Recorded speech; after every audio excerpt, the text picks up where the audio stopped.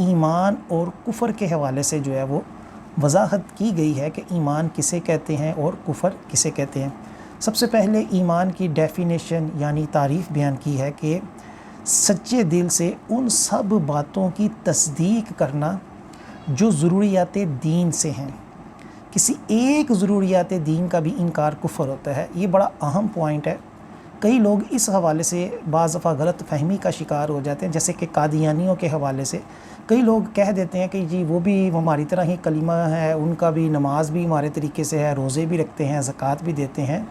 تو دراصل مسئلہ یہ ہے کہ کسی ایک جو ضروریات دین میں سے کوئی عمل ہو، کوئی عبادت ہو، کوئی عقیدہ ہو، اس کا انکار کر دینے سے بندہ جو ہے وہ دائرہ اسلام سے خارج ہو جاتا ہے، اگرچہ بقیہ سب عقائد و نظریات کو وہ فالو کر رہا ہو، بقیہ اعمال کے اوپر عمل پیرا ہو،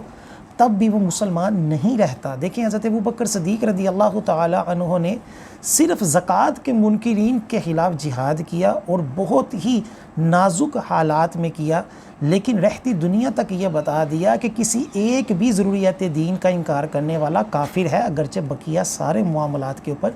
عمل پیرا ہو۔ یوں ہی عقائد و نظریات کے نچلے حصے میں جو گمراہی ہوتی ہے، وہ کوئی ایک عقیدہ رکھ لے جو گمراہ کن ہو تو بندہ گمراہ ہو جاتا ہے، اگرچہ بقیہ وہ بڑا نمازی پرہیزگار اور دیگر معاملات کے اوپر، دیگر عقائد و نظریات کے اوپر بڑا مضبوطی کے ساتھ کاربند ہو، لیکن ایک بھی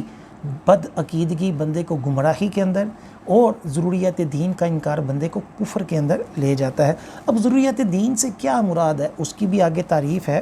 کہ جس کو ہر شخص جو ہے عام اور خاص بخوبی جانتا ہے کہ یہ دین اسلام کا ایک بنیادی رکن ہے، اور ان کو خاص طور پر وہ لوگ کہ جو شہروں کے اندر رہتے ہیں، دین کی تھوڑی بہت سمجھ ہے، علماء کی صحبت میں رہتے ہیں، جمعے کے بیانات سنتے ہیں، تو ان کو پتہ ہے کہ لو جی نماز، روزہ، حج، زکوٰۃ، اسی طرح نبی کریم صلی اللہ علیہ وسلم کے آخری نبی ہونا،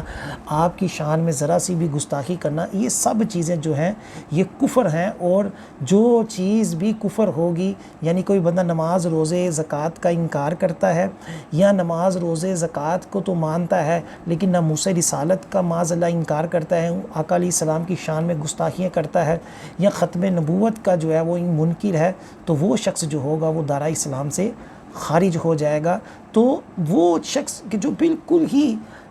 گوار ہو، ایسے علاقوں میں رہتا ہے کہ جہاں اس کو پتہ ہی کچھ نہیں اسلام کے حوالے سے، تو اس حوالے سے بعض دفعہ دیکھا جاتا ہے کہ واقعی اگر اس کو کچھ بھی پتہ نہیں ہے لیکن وہ شرک نہیں کرتا، اللہ تعالیٰ کو وحدہ لا شریک مانتا ہے، اور اسی طرح اور کوئی برا نظریہ یا برا عقیدہ نہیں رکھتا، تو اس کا مسئلہ الگ ہے۔ ورنہ ہمارے یہاں جو عام عوام ہے، جو مسلمان ہیں، جو شہروں کے اندر رہتے ہیں، ان کے لیے یہ ضروری ہے کہ ہر وہ نظریہ، ہر وہ عقیدہ جو بچپن سے ان کو معلوم ہے، ان کے اوپر کاربند ہوں، اور وہ کثیر ہیں، چند میں نے آپ کو جیسے فرائض و واجبات ہیں، اسی طرح دیگر معاملات ہیں، ان سب کا مسلمانوں کو پتہ ہوتا ہے۔ لہٰذا اگر کسی فرض کا جو کہ لوگوں کے اندر عام ہے، اسی طرح کوئی واضح عقیدہ جو سب کو پتہ ہے، اس کا اگر کوئی منکر ہوتا ہے تو وہ بندہ کیا ہو جائے گا، وہ ضروریات دین کا انکار کرنے والا ہو جائے گا۔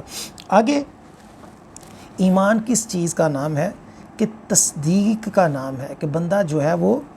اپنے دل سے اسلام کو مانے کہ اسلام ایک سچا دین ہے، اور زبان کے ساتھ اس کا اقرار بھی کرے۔ اگر ایک شخص جو ہے وہ دل سے اسلام کو مانتا ہے لیکن اس کا زبان سے اظہار نہیں کرتا تو ہم اس کو مسلمان نہیں کہہ سکتے،